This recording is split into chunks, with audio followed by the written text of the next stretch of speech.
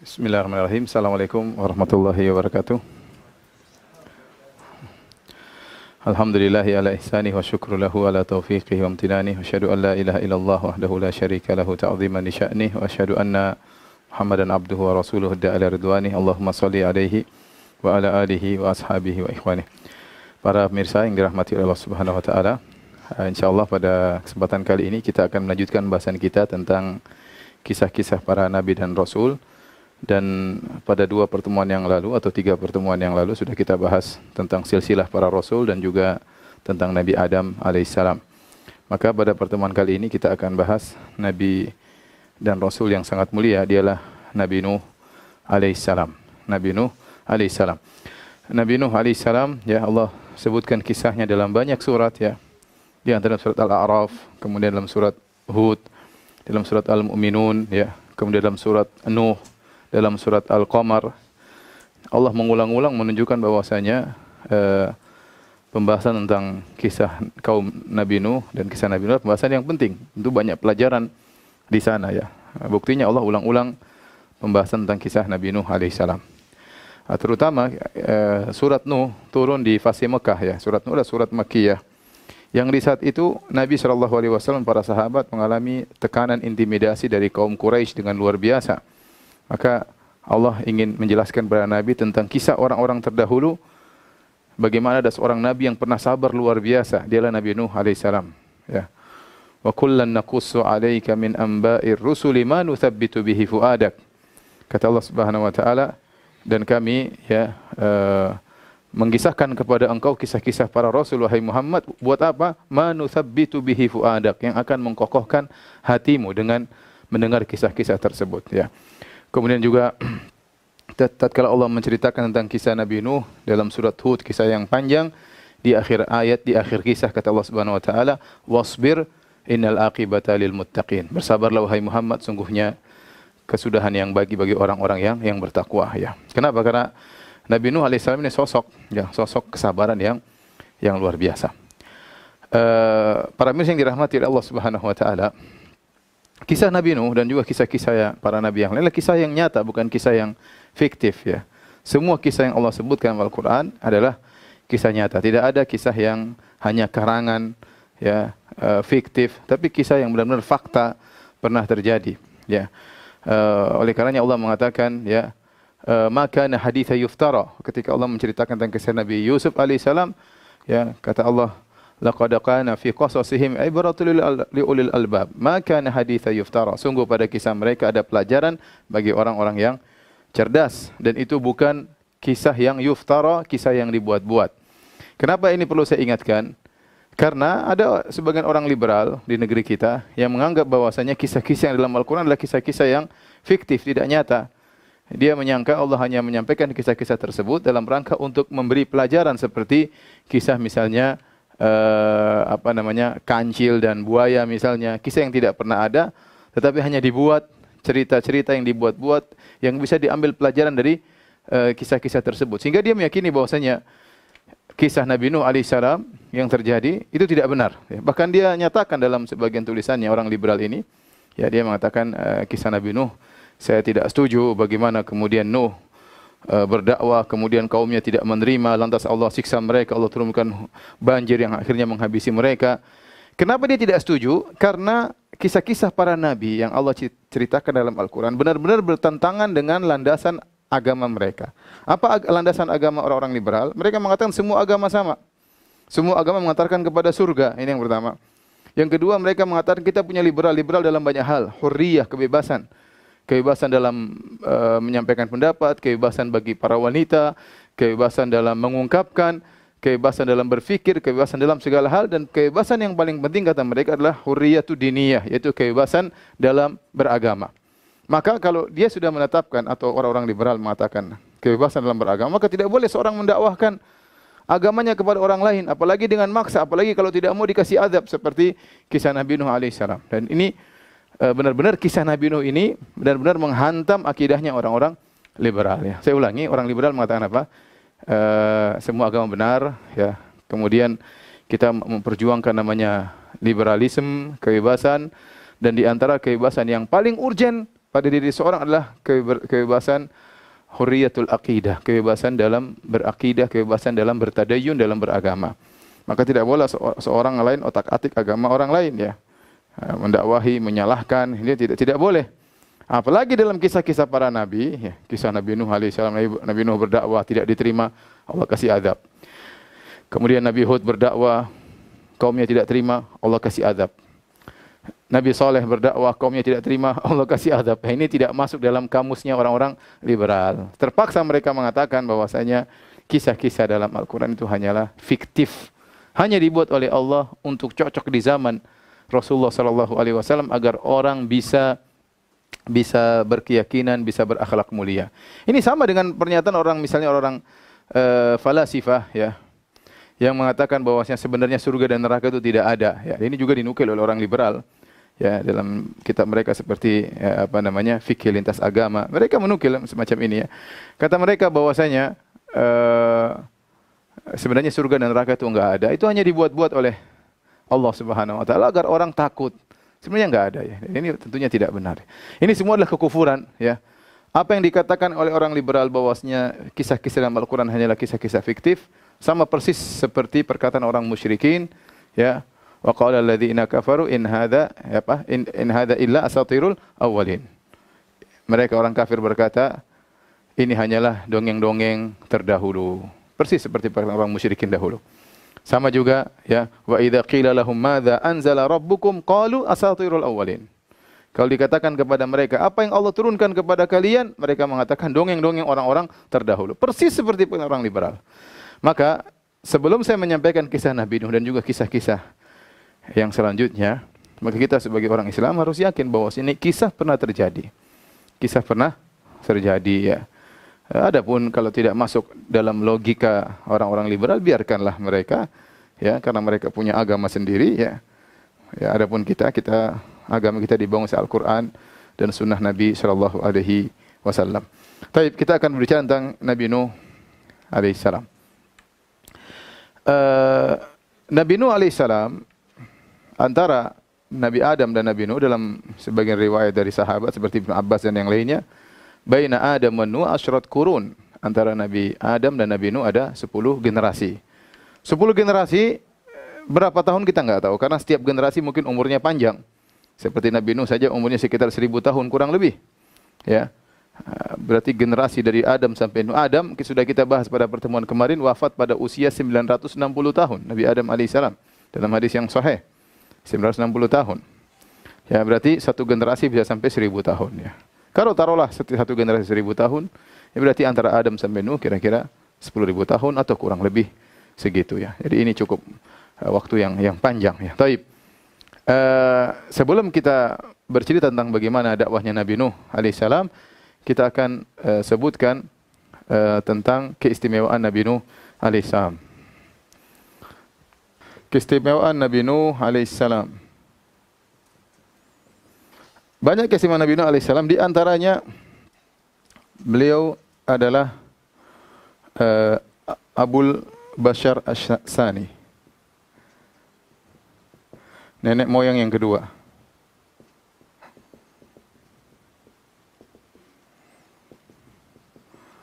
Kemudian di antara keistimewaan Nabi Nuh alaihissalam, umruhu ya haula 1000 sanah. Umur beliau panjang, kurang lebih 1000 tahun. Dan dakwahnya 950 tahun. Dan ini masa yang sangat panjang. Kemudian di antara keistimewaan Nabi Nuh alaihissalam, beliau adalah awalur rusul ila ahlil ard. Rasul yang pertama yang diutus di bumi. Ya. Kemudian di antara keistimewaan Nabi Nuh alaihissalam, Allah menamakan beliau Abdan Syakura. 'abdan syakura, ya. Kemudian di antaranya beliau adalah ahad ulul azmi minar rusul.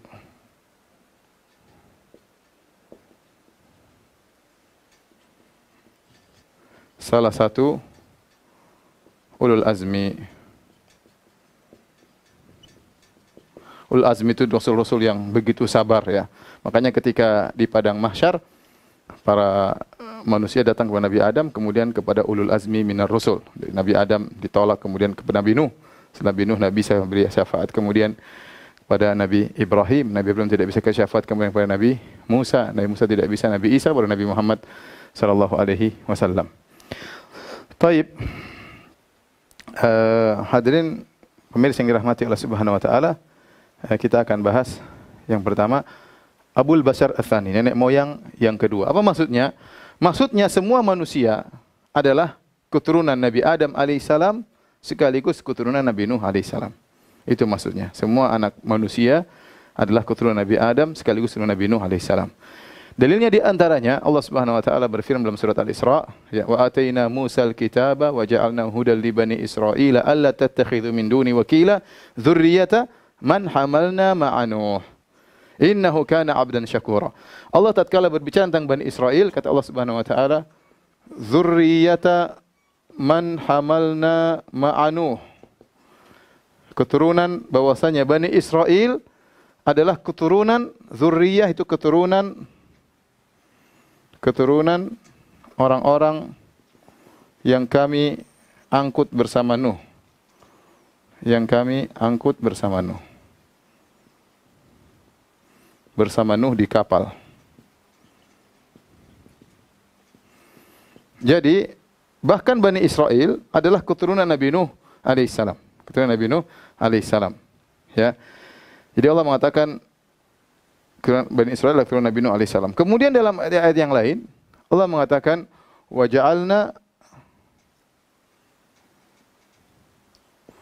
ja'alna dzurriyyatahu humul baqin.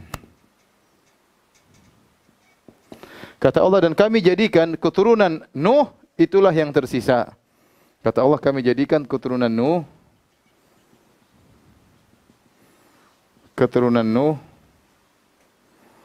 alaihissalam yang tersisa.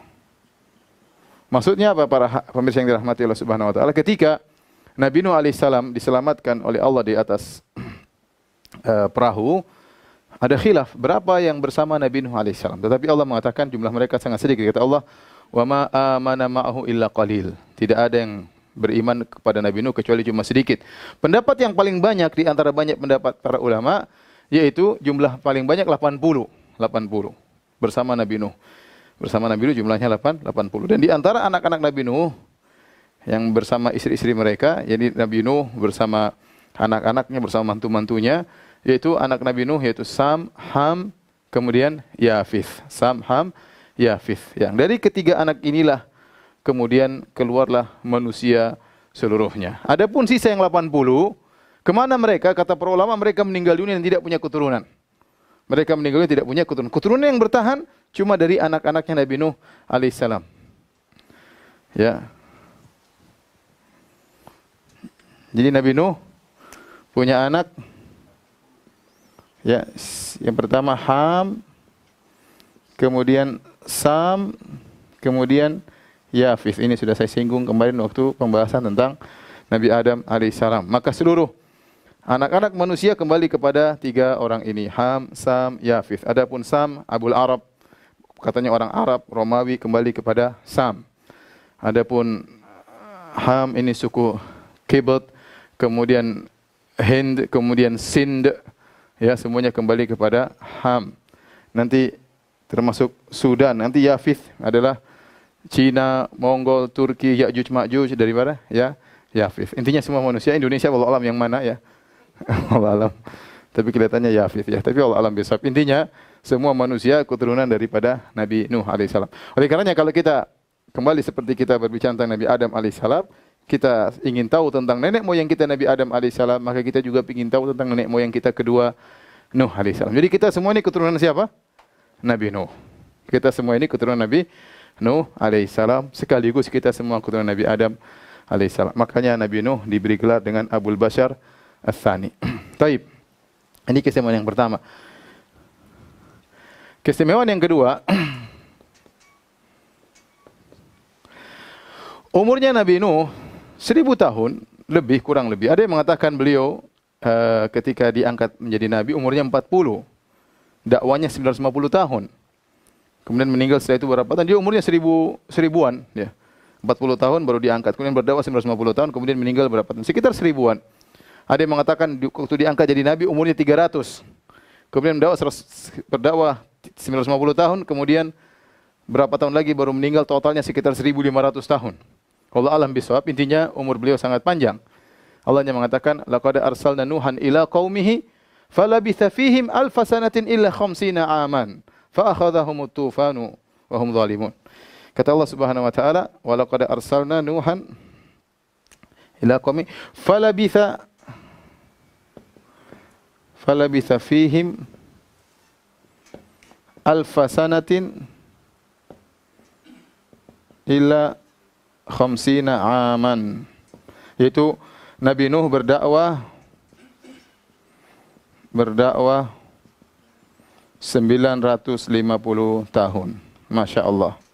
950 tahun. Jadi umurnya sangat panjang. 950 tahun, yang beriman berapa orang? Hasilnya yang beriman 80 orang menurut pendapat yang terbanyak. Taib. Kalau kita rata-ratakan, berarti 950 per 80 sama dengan berapa? Coba kalkulator. 950 bagi 80. Berapa tahun? 950 bagi 80. 12 lah. Berarti sekitar 12 tahun. Berarti satu orang untuk mendapat hidayah satu orang kalau kita rata-ratakan butuh 12 tahun. Ya. Jadi antum bisa bayangkan bagaimana sabarnya Nabi Nuh alaihissalam. Jadi mau dakwah 12 tahun cuma satu orang yang dapat hidayah. Kita baru 3 kali pertemuan nggak dapat hidayah, selamat jalan ya. Jadi Nabi Nuh alaihissalam ini sabarnya luar biasa. Ya. Sabarnya luar biasa. Bayangkan dakwah 950 tahun yang dapat hidayah cuma sekitar 80. Jadi 12 tahun baru satu orang dapat hidayah. Kalau kita mau rata-ratakan ini jumlah yang sangat berat. Ya, 12 tahun cuma satu orang dapat hidayah ya. Baik. Kemudian di antara keistimewaan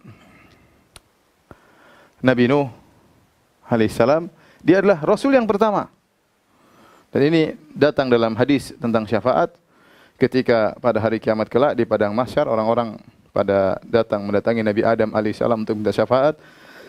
Maka Nabi Adam alaihissalam menolak. Nabi Adam alaihissalam mengatakan, idhabu ila Nuh. Pergilah kalian kepada Nabi Nuh.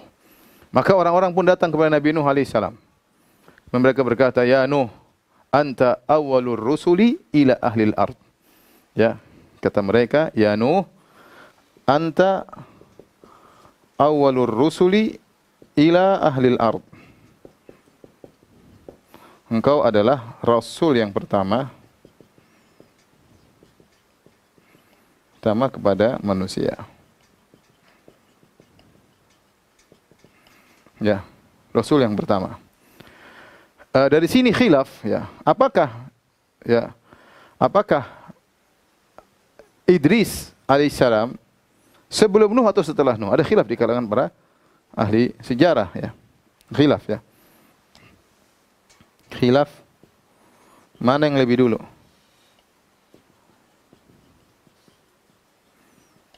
Ada yang mengatakan yang lebih dulu Idris. Dan ini rata-rata ahli tarikh mengatakan demikian. Ada yang mengatakan yang lebih dulu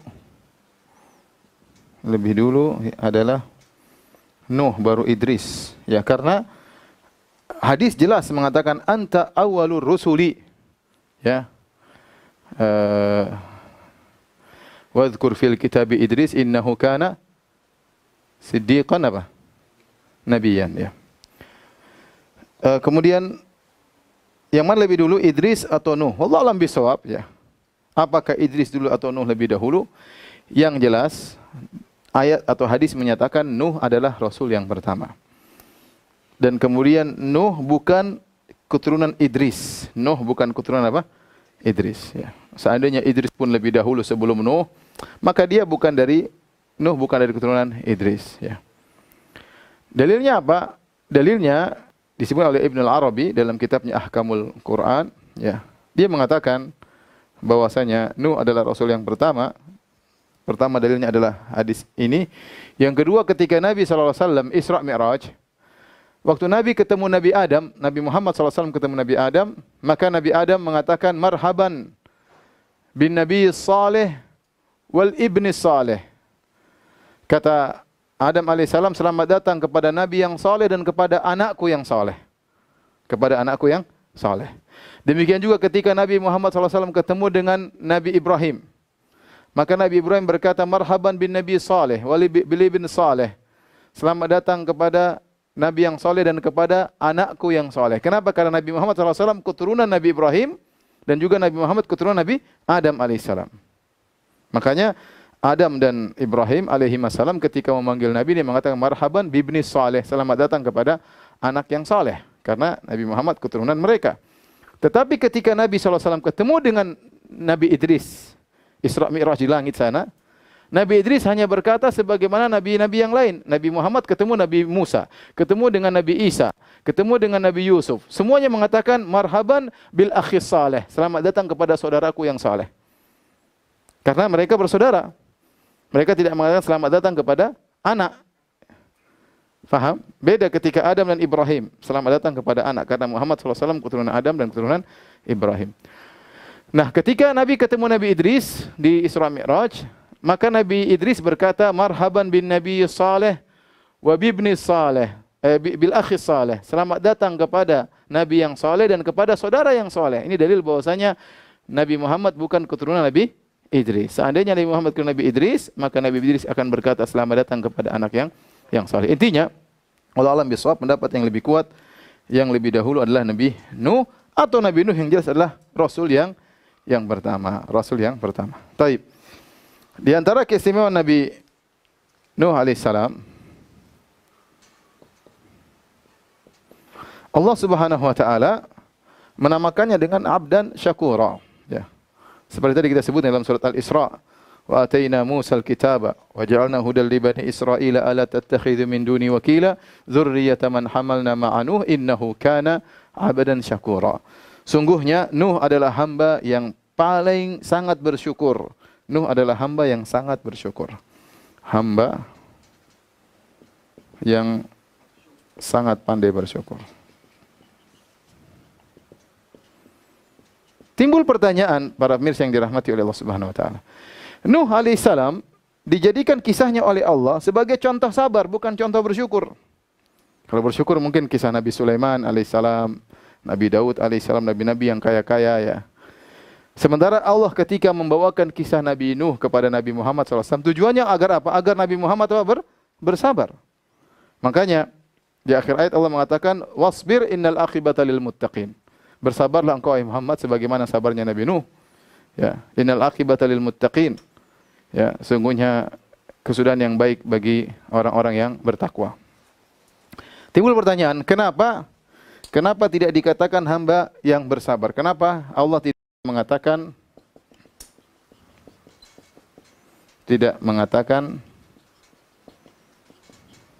abdan saburan, hamba yang sabar? Ini yang harus kita pikirkan. Apa yang menyebabkan Nuh dikatakan sebagai hamba yang bersyukur, bukan hamba yang bersabar? Dan ini benar-benar dikenali oleh para manusia tatkala di padang mahsyar. Ketika mereka datang meminta syafaat kepada Nabi Nuh, mereka menyebutkan dua keistimewaan Nabi Nuh. Kata mereka, ya Nuh, anta awalur rusuli ila ahlil ardi. Wahai Nuh, engkau adalah Rasul yang pertama yang diutus di atas muka penduduk bumi. Wa qad sammaka Allahu abdan syakura. Dan Allah menamakan engkau dengan hamba yang pandai bersyukur. Dan ini menakjubkan. Nabi Nuh diuji dengan ujian luar biasa. Bayangkan berdakwah 950 tahun. Istrinya kafir. Anaknya kurang ajar. Kaumnya brengsek. Nanti kita ceritakan, luar biasa. Harusnya dia contoh yang bersabar, tapi ternyata dia contoh yang bersyukur. Kenapa? Kata para ulama, dalam ujian yang begitu berat, dia masih pandai bersyukur. Dalam ujian yang berat, disebutkan setiap dia habis makan, dia memuji Allah. Setiap pakai sendal, dia memuji Allah. Setiap pakai baju, dia memuji Allah. Dalam segala hal, dia memuji Allah Subhanahu wa taala. Seperti Nabi SAW selalu mengatakan alhamdulillah ala kulli hal. Dalam segala hal. Apapun Nabi Nuh alaihissalam mengedepankan syukur kepada Allah Subhanahu wa taala. Ini yang harus kita, ya paling tidak kita bisa tiru-tiru sedikit Nabi Nuh alaihissalam. Ya. Saya kadang mikirin luar biasa Nabi Nuh alaihissalam. Harusnya yang paling pas hamba bersabar, tapi ternyata Allah menamakannya hamba bersyukur. Kenapa? Dalam ujian yang begitu berat, ternyata beliau alaihissalatu wassalam senantiasa bersyukur kepada Allah, tidak banyak mengeluh. Ya, padahal ujiannya begitu berat. Alaihissalatu wassalam. Inilah Nuh diberi nama oleh Allah adalah abdan syakuran. Adapun keistimewaan yang lain ini dimiliki juga oleh nabi, 5 nabi yang lain. Siapa ulul azmi minar rasul? Yang pertama siapa? Nuh. Yang kedua siapa? Ibrahim. Kemudian Musa alaihissalam. Kemudian Isa alaihissalam. Yang kelima Muhammad sallallahu alaihi wasallam. Ulul azm ini artinya tekad. Jadi mereka ini ulul azmi minar rusul, fasbir kama sabar ulul azmi minar rusul. Kata Allah Subhanahu wa taala, fasbir kama sabara ulul azmi minar rusul. Kata Allah, bersabarlah sebagaimana sabarnya ulul azmi. Rasulullah SAW tersebut meskipun diuji, mereka tatkala diuji mereka tidak pasrah. Dalam kesabaran mereka, mereka tak berusaha. Mereka punya azam. Jadi ini sering saya sampaikan bahwasanya namanya sabar itu bukan berarti pasrah, tapi ada ikhtiar. Namanya azam, bukan namanya sabar itu bukan pasrah. Misalnya orang sakit, sabarlah, enggak mau kemana-mana. Enggak, kalau sakit ya berusaha, berobat. Itu namanya punya azam. Ya, misalnya berdakwah kemudian maki-maki orang bukan berarti akhirnya berhenti. Enggak. Sabar dengan maki-makian tersebut, tetap berjalan berdakwah. Itu maksudnya. Ya. Dan ini nabi-nabi ini semua diuji luar biasa. Ya, Nabi Nuh luar biasa, Nabi Ibrahim ujiannya luar biasa, Nabi Musa ujiannya luar biasa. Memang Nabi sabar-sabar semua. Nabi Isa alaihissalam ujian luar biasa. Nabi Muhammad SAW juga sangat luar biasa. Mereka tokoh-tokoh yang sangat sabar luar biasa. Tapi kesabaran mereka bukan berarti pasrah. Jangan sampai salah paham. Karena al-azm artinya adalah tekad. Makanya ulul azmi minar rusul, yaitu para rasul yang bersabar. Tapi di balik kesabaran mereka, mereka punya azam yang kuat, tekad untuk terus menjalankan dakwah kepada Allah Subhanahu wa taala. Taib. Ini di antara keistimewaan Nabi Nuh alaihissalam. Kalau sudah tolong dihapus.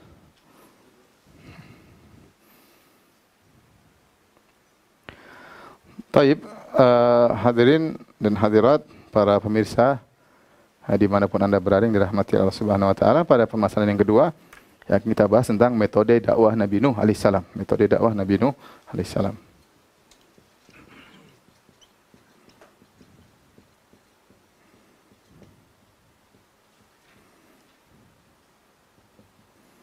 Jadi para ulama mengatakan bahwasanya contoh nabi yang sangat bersabar dalam dakwah Nabi Nuh alaihissalam. Makanya di surat Al-Ankabut Allah buka dengan firman Alif Lam Mim. Ahasiban nasu ayyutraku ayyaqulu amanna wa hum la yuftanun wa laqad fatana alladhina min qablihim fala ya'lamanna Allahu alladhina shadaqu wa la ya'lamanna al-kadzibin. Kata Allah, ahasiban nasu ayyutraku, apakah manusia setelah mengucapkan kami beriman dibiarkan saja? Enggak, pasti akan diuji. Enggak mungkin orang mengatakan saya beriman, berikrar saya beriman terus tidak diuji. Enggak. Itu bukan sunnatullah. Sunnatullah adalah menguji orang yang mengaku beriman. Ya, karena memang manusia diciptakan untuk diuji. Diuji dengan ketakutan, diuji dengan macam-macam. Di antaranya ujian dalam dakwah. Jadi setelah Allah mengatakan di awal surah Al-Ankabut, ahasiban nasu ayyutraku ayyaqulu amanna wa hum la yuftanun, apakah manusia menyangka dibiarkan mengucapkan kami beriman dan tidak diuji? Sungguh kami telah menguji orang-orang sebelum mereka. Fala ya'lamanna Allahu alladhina shadaqu, agar Allah tahu mana di antara mereka yang imannya benar, wala ya'lamanna al-kadzibin, agar Allah tahu mana yang dusta di antara mereka. Setelah itu Allah lanjutkan sampai pada sekitar ayat 14, Allah sebutkan kisah Nabi Nuh. Ya. Walaqad arsalna Nuhan ila qaumihi falabitha fihim alfa sanatin illa 50 aman fa akhadhahum at-tufanu wa hum zalimun. Kata Allah, maka kami utus Nuh kepada kaumnya dan dia berdakwah kepada kaumnya 950 tahun. 950 tahun. Ya. Jadi di antara ujian, kita tahu ujian banyak ya, ujian banyak. Allah berikan ujian dengan berbagai macam ujian. Di antaranya ujian dakwah. Dan di antara contoh orang diuji dalam dakwah adalah Nabi Nuh alaihissalam. Jadi kita bilang tadi, coba dia dakwah 950 tahun, yang dapat hidayah cuma berapa? 80 orang. Kata Allah, wa ma amana ma'ahu illa qalil. Tidak ada yang beriman kecuali cuma sedikit. Nah, kita ingin menjelaskan apa sih metode dakwah Nabi Nuh alaihissalam. Ya, Allah sebutkan dalam Al-Quran beberapa metode. Pertama, ya, Nabi Nuh alaihissalam memberi peringatan.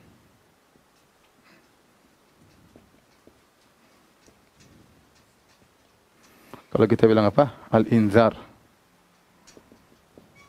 Kemudian di antaranya memberi motivasi. Targhib. Ini tarhib. Targhib. Motivasi.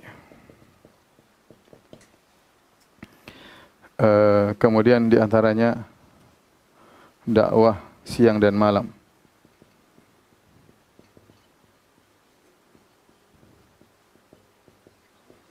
Di antaranya dakwah terang-terangan.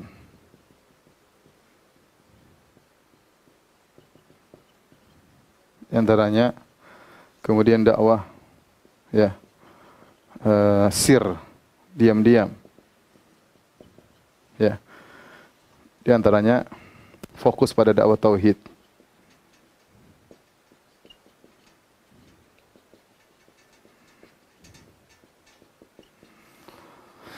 Baik, inilah di antara hal-hal yang dilakukan oleh Nabi Nuh alaihissalam dalam berdakwah yang kebanyakan Allah sebutkan dalam surat Nuh, Ya.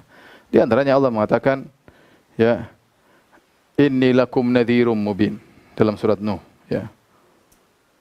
Inna arsalna Nuhan ila qaumihi faqala ya qaumi ibudullaha ma lakum min ilahin ghairu. Apa gimana? Gimana suratnya, ayatnya? Ya, di antaranya Nuh berkata, inni lakum nadhirum mubin. Inni lakum nadhirum mubin.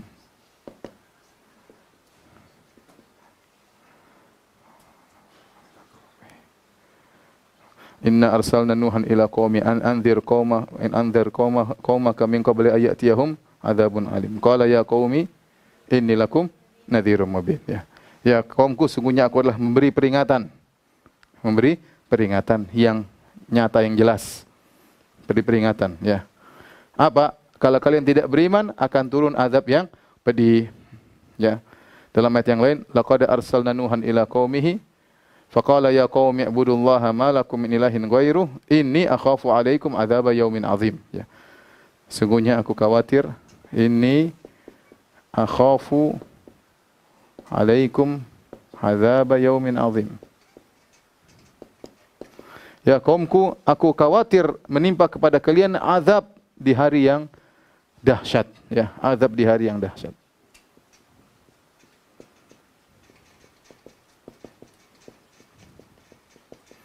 Ini namanya memberi peringatan, ya.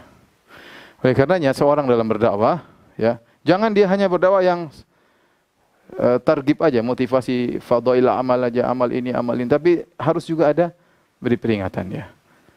Ini haram, ya. Jangan juga cuma haram doang, ini haram. Tidak ada motivasi tentang pahala-pahala fadhail amal. Maka digabungkan antara keduanya. Nabi Nuh alaihissalam menggabungkan keduanya. Beliau memberi inzar, beliau juga memberi motivasi, ya. Ani ibudullaha wattaquhu wa ati'un, ya. Yaghfir lakum min dzunubikum wa yuakhirkum ila ajalin musamma. Di antaranya Nabi Nuh memberi motivasi dunia dan akhirat kepada kaumnya, ya. Motivasi, ya, dunia dan akhirat. Di antaranya dunia, di umur panjang, ya. Wa yuakhirkum ila ajalin musamma.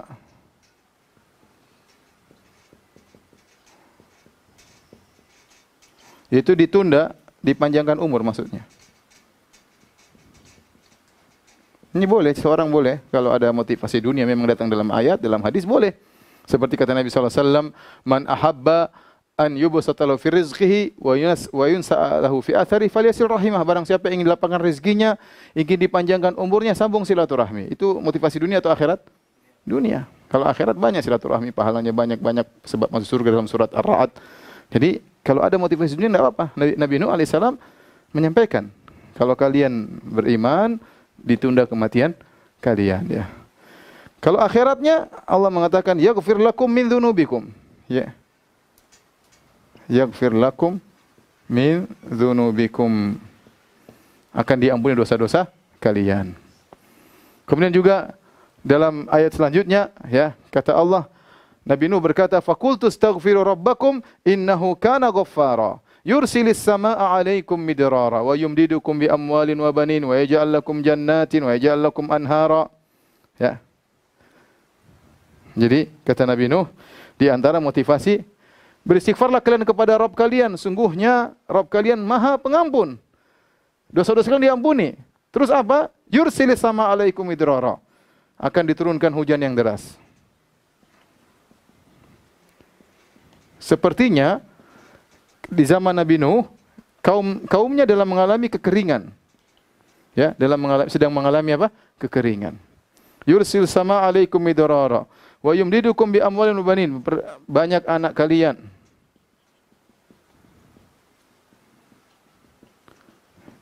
Banyak harta kalian. Yursil wa yumdidukum bi amwalin wa banin, ja'al lakum jannatin wa ja'al lakum anhara. Akan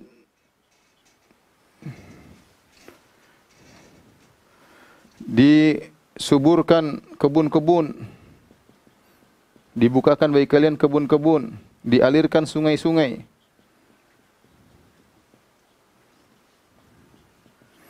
Jadi lihat, Nabi Nuh alaihissalam ketika berdakwah memberi targhib dan tarhib, ya. Targhib motivasi, indar, tarhib.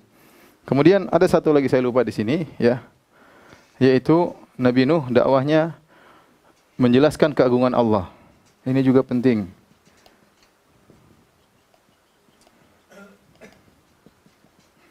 Membuat orang ingat akan keagungan Allah Subhanahu wa taala. Seperti dilanjutkan dalam surat Nuh, kata Nabi Nuh, "Ma lakum la tarjuna lillahi waqara wa qad khalaqakum atwara. Alam tarau kaifa khalaqallahu sab'a samawatin tibaqa wa ja'ala al-qamara fihinna nura wa ja'ala asy-syamsa siraja.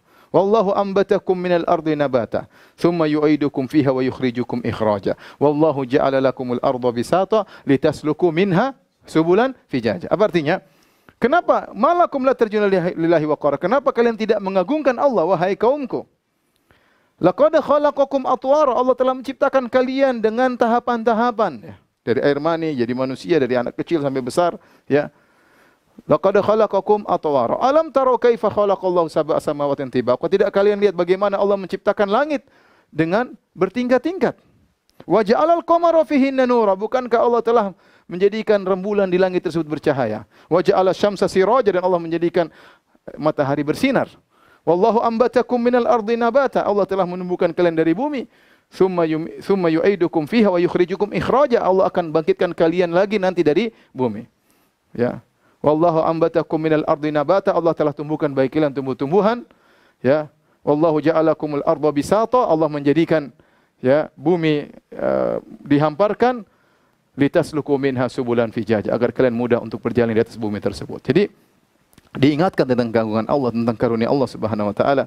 Kadang-kadang orang lupa, ya, dia lupa bahwasanya kita ini merasakan nikmat yang begitu banyak, ya. Dia mengeluh. Kalau dia merasakan nikmat yang banyak dari Allah, dia akan semangat beribadah, jadi hamba yang bersyukur. Tapi kalau dia lupa dengan nikmat Allah, maka dia tidak pandai bersyukur. Makanya di antara syarat syukur harus tahu itu nikmat atau bukan. Kalau kita tidak sadar itu nikmat, kita tidak bersyukur. Contoh, nikmat keamanan. Orang tidak bersyukur dengan nikmat keamanan karena mereka tidak tahu aman itu nikmat, contohnya. Kalau mereka tahu aman itu nikmat, mereka akan bersyukur kepada Allah tentang nikmat tersebut, ya. Cuma mata ini nikmat. Orang itu nikmat dari Allah. Orang kalau nggak bisa lihat kayak apa, mata begitu lihat langsung bisa apa? Fokus, ya. Kalau lihat orang langsung bisa apa? Fokus. Kalau pakai kamera kan harus Zoom dulu, kecilin besar gini. Kalau lihat, apalagi munadhar langsung syik. Langsung fokus. Jadi subhanallah, nikmat luar biasa ya. Ya, kalau mata sakit coba nih, ini kacamata aja harganya berapa? Saya nggak mau kasih tahu, tapi ini mahal. Subhanallah, orang ada antum yang pakai kacamata nikmat luar biasa ya. Jadi perlu diingatkan, itu metode Nabi Nuh, bukankah Allah yang telah begini, Allah yang telah begini, Allah yang telah begini, agar mereka sadar kepada Allah Subhanahu wa taala. Kemudian di antara dakwah Nabi Nuh alaihissalam, dakwah siang dan malam ya. Kata Nabi Nuh, inni da'autu qaumi laila wa nahara. Inni da'autu qaumi lailan wa nahara. Ya Allah, aku mendakwahi kaumku malam dan siang. Kenapa? Sebenarnya mengatakan kenapa didahulukan malam daripada siang? Karena di zaman itu benar-benar orang bekerja di siang hari. Nabi Nuh tidak ingin mengganggu mereka terlalu banyak di siang hari. Mereka lagi fokus bekerja. Tapi di malam hari, sore, maghrib, Nabi Nuh datang dakwahi mereka. Mereka lagi santai didakwahi oleh Nabi Nuh alaihissalam. Ini dalil bahwasanya orang juga melihat kondisi. Ya, artinya boleh dakwah malam, siang, tapi lihat kondisi mana yang pas buat mad'uin, buat audiens. Ya, tapi intinya Nabi Nuh dakwanya siang dan malam. Siang dakwah, malam dakwah. Subhanallah, berapa tahun? 950 tahun. Ya, kita cuma dakwah pada maghrib.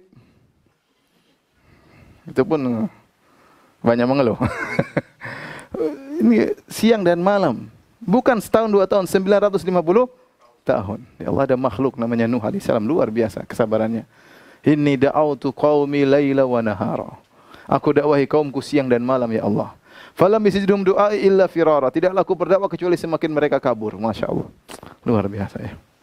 Jadi seorang berdakwah jangan putus asa, semangat. Apapun yang terjadi jangan segera putus asa. Kita ini tugasnya berdakwah. Dia dapat hidayah enggak hidayah bukan urusan. Tugas Anda punya ilmu berdakwah. Allah yang kasih hidayah. Kalau Allah enggak kasih hidayah, kita tetap dapat pahala. Bukan berarti kalau enggak ada yang dengar, berarti kita enggak dapat pahala. Kita berharap sih orang dapat hidayah, kita pahala bertambah. Tapi kalau dia tidak dapat hidayah, kita tidak akan dicela oleh Allah Subhanahu wa taala. Yang penting Anda menyampaikan dengan semangat, dengan benar. Makanya Nabi Muhammad SAW mengatakan pada Isra Mi'raj, "Wan nabiyya wa ma'ahu rajul wa rajulan." Ada seorang nabi, pengikutnya cuma 2, ada pengikut nabi, pengikut cuma 1. Wan nabiyya wa laysa ma'ahu ahad, dan ada nabi sendirian, enggak ada pengikutnya. Nabi enggak ada pengikutnya. Itu ustaz aja banyak pengikutnya. Ini nabi enggak ada pengikutnya. Masya Allah. Gimana sabar nabi tersebut. Baik, para pemirsa yang dirahmati oleh Allah Subhanahu wa taala, kita lanjutkan pembahasan kita. Kita masih pada pembahasan tentang metode dakwah Nabi Nuh alaihissalam sebagaimana Allah sebutkan dalam Al-Qur'anul Karim. Kita sudah sebutkan 1 2 3 4 di antaranya Nabi Nuh alaihissalam dakwah terang-terangan ya. Kata Allah Subhanahu wa taala, "Summa inni da'autuhum jihara." Inni da'autuhum jihara. Dakwah diam-diam. Summa inni a'lantu lahum wa asrartum lahu israra. A'lantu lahum wa asrartu lahum israra. Asrartu lahum israra. Ini juga a'lantu lahum. Jadi di antara metode dakwah Nabi Nuh alaihissalam, beliau berdakwah terang-terangan, jiharon, terang-terangan, ya. Kemudian tidak sembunyi-sembunyi, ya. Terkadang dengan diam-diam, terkadang dengan terang-terangan, ya. Dan ini 2 metode. Jadi artinya Nabi Nuh alaihissalam berusaha menggunakan metode apapun, yang penting bisa berhasil, ya. Maka beliau berdakwah siang dan malam, terkadang dengan terang-terangan. Terangan maksudnya apa? Terang-terangan itu beliau datang ke perkumpulan kaumnya, kemudian beliau berdakwah. Beliau berdakwah menyampaikan dakwah di tengah-tengah orang, mungkin di pasar-pasar, mungkin di kota-kota, terang-terangan. Atau ada sekumpulan orang, beliau datang kemudian menyampaikan dakwah agar mereka mendengar apa yang disampaikan oleh Nabi Nuh alaihissalam, agar mereka mendengar risalah dari Allah Subhanahu wa taala. Kemudian wa asrartu lahum israra. Terkadang Nabi Nuh juga dakwah diam-diam. Maksudnya diam-diam dakwah, mungkin di antara kalau kita katakan dakwah fardiyah, dia itu datang sendiri, datang kepada pribadi. Karena ada sebagian orang dia tidak suka kalau didakwahi di depan banyak orang. Dia lebih suka kita dakwah diam-diam, datang ke rumahnya, kita ngobrol. Ada orang macam-macam ya. Seperti sekarang ada orang mungkin dia malu ke masjid mungkin ya. Ya ingin pengajian di rumah misalnya, nggak ada masalah. Ingin di rumah, nggak dilarang. Pengajian di mana saja tidak jadi masalah. Yang penting jangan kita, saya khusus ustadz hotel ya, nggak boleh kalau gitu. Ada orang mau di hotel pengajian, oke. Ada orang mau di seminar pengajian, oke. Ada pengajian di atas gunung, oke. Ada pengajian di rumah, oke. Pengajian di pasar, oke. Yang penting pengajian, jangan melanggar syariat, ya. Ya, semuanya kita dakwahi. Orang miskin juga butuh didakwahi, orang kaya juga butuh didakwahi, ya. Ya, adapun ustadz yang kaya-kaya doang aja ini juga jangan. Yang miskin juga butuh ilmumu, ya. Yang miskin aja, yang kaya juga jangan dibiarkan, ya. Yang kaya juga kalau dapat hidayah, mereka akan banyak memberi bantuan kepada Islam. Jadi intinya dakwah dengan cara apapun, ya silakan. Yang penting tidak melanggar syariat. Nabi Nuh berdakwah terang-terangan, berdakwah diam-diam. Dan kita lihat ternyata nanti akan kita lihat audiens Nabi Nuh orang-orang kaya. Makanya Nabi Nuh dihina oleh mereka, ya dianggap rendah oleh mereka, tapi Nabi Nuh terus berdakwah. Kemudian di antara metode Nabi Nuh fokus pada dakwah tauhid. Ya. Ya. Ani'budullaha ma lakum min ilahin ghairuh. Sembahlah Allah, tidak ada Tuhan bagi kalian selain Allah. Ani'budullaha ma lakum min ilahin ghairuh. Dan ini semua nabi begitu. Sembahlah Allah, tidak ada sembahan selain kalian. Walaqad ba'atsna fi kulli ummatin rasulan an i'budullaha wajtanibut taghut. Sungguh kami telah mengutus kepada setiap umat seorang rasul yang semua rasul mengatakan an i'budullaha wajtanibut taghut. Sembahlah Allah dan jauhilah taghut. Ini dakwah Nabi Nuh alaihissalam juga demikian, ya. An i'buduhu wattaqu wa athi'un. Sembahlah kepada Allah, bertakwalah kepada-Nya, taatlah kepadaku. Ya. Bahkan sebagian ulama mengatakan waktu itu ada yang mengatakan Nabi Nuh fokus dakwah tauhid, dia tidak bicara syariat, ya. Dia bicara tauhid. Karena waktu itu tersebar kesyirikan di zaman Nabi Nuh alaihissalam. Oleh karena kita tahu dakwah seluruh nabi, ya, adalah menyuruh kepada tauhid. Dakwah inti, ya, bukan berarti kita menyepelekan yang lain juga kita sampaikan, tapi semuanya mengarahkan kepada tauhid. Oleh karenanya dakwah Ahlus Sunnah, setiap dai Ahlus Sunnah pasti punya ghirah terhadap tauhid. Dia punya ghirah. Lihat orang kesyirikan pasti enggak suka. Siapapun dia pakar fikih, dia pakar muamalah, dia pakar poligami, pakar pernikahan, fikih nikah, dia pakar mawaris, hukum warisan, ya. Dia pakar akidah, dia pakar apapun. Kalau sudah bicara tauhid dia pasti punya ghirah, karena itu ciri dai sunnah, ya. Oleh karenanya kalau ada penyimpangan dalam masalah akidah, siapapun dai sunnah tersebut, dai salafi tersebut, dia pasti jengkel, dia pasti ghirah, dia pasti emosi dan yang lainnya. Ya, kenapa? Karena memang kita berdakwah, ya kita berusaha karena Allah Subhanahu wa taala. Yang kedua, memang kita berusaha untuk menegakkan kalimat tauhid di alam semesta ini. Jadi inilah metode dakwah Nabi Nuh alaihissalam. Insyaallah kita lanjutkan lagi, insyaallah pada hari Senin, karena besok ada kajian kitab tauhid. Ya, insyaallah kisah Nabi Nuh seri 2 kita akan lanjutkan pada hari Senin. Demikian saja, kepada para pemirsa yang dirahmati Allah Subhanahu wa taala, semoga Allah senantiasa menjaga kita semua dalam kebaikan, dihindarkan dari penyakit-penyakit berbahaya, dan semoga Allah mengampuni dosa-dosa kita, memberikan kita pahala dalam setiap kondisi. Subhanakallah bihamdik asyhadu an la ilaha illa anta astaghfiruka wa atubu ilaik. Assalamualaikum warahmatullahi wabarakatuh.